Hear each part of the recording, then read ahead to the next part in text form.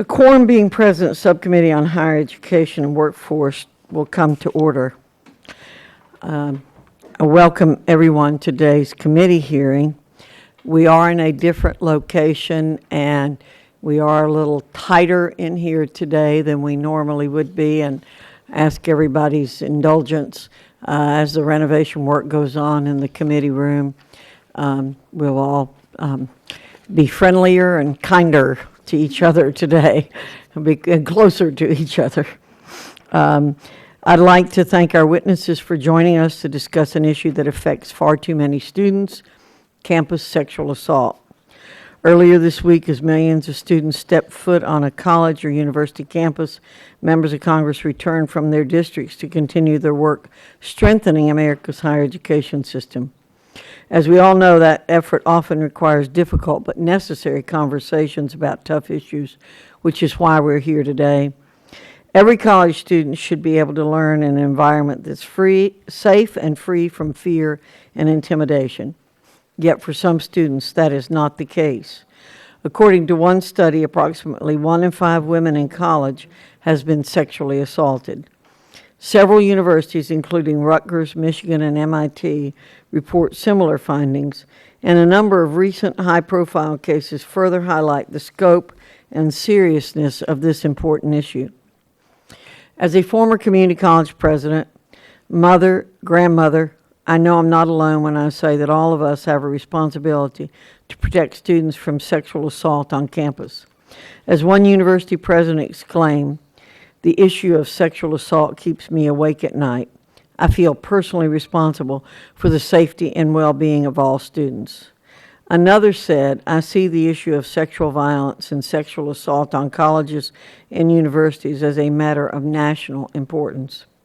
Students, parents, educators, administrators, and policymakers across the country share the same sentiment and have joined a national conversation about these heinous crimes and how we can better protect students. At the college and university level, efforts to prevent and respond to sexual assault are underway.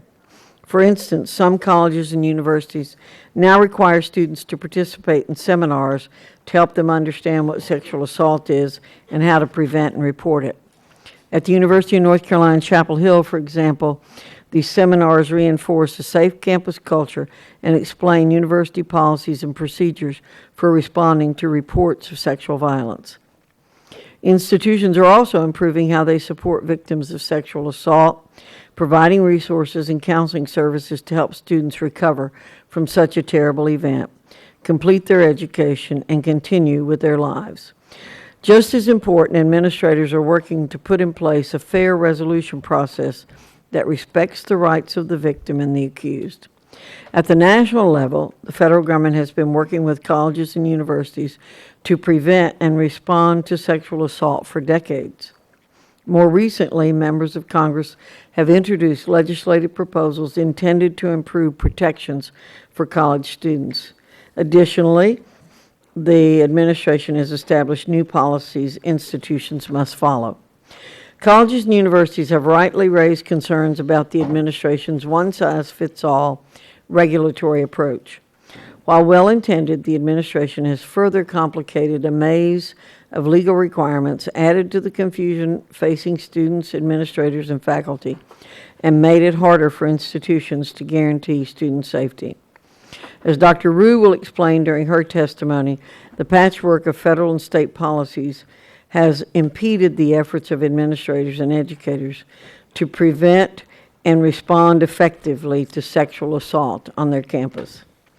As Congress works to strengthen higher education, it must ensure tough, responsible policies are in place to fight these crimes and support the victims.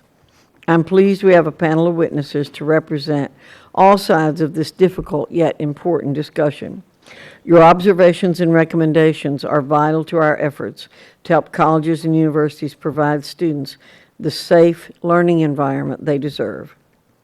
With that, I now recognize the ranking member, Congressman Hinojosa, for his opening remarks.